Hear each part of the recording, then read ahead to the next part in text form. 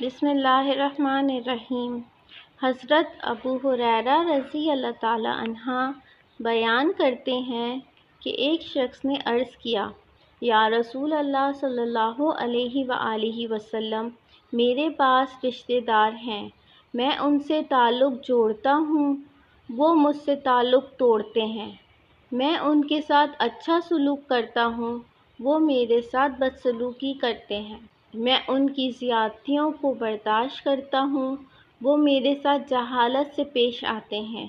رسول اللہ صلی اللہ علیہ وآلہ وسلم نے ارشاد فرمایا، جیسا تم کہہ رہے ہو، اگر ایسا ہی ہے تو گویا تم ان کے منہ میں گرم گرم راکھ جھونک رہے ہو، اور جب تک تم اس خوبی پر قائم ہو، تمہارے ساتھ ہر وقت اللہ تعالیٰ کی طرف سے ایک مددگار رہے گا۔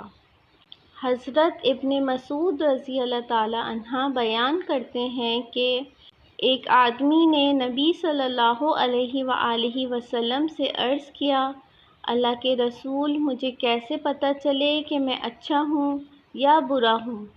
نبی صلی اللہ علیہ وآلہ وسلم نے فرمایا، جب تم اپنے پڑوسیوں کو کہتے سنو تم اچھے ہو تو تم اچھے ہو، اور اگر تم انہیں کہتے سنو کہ تم برے ہو تو تم برے ہو۔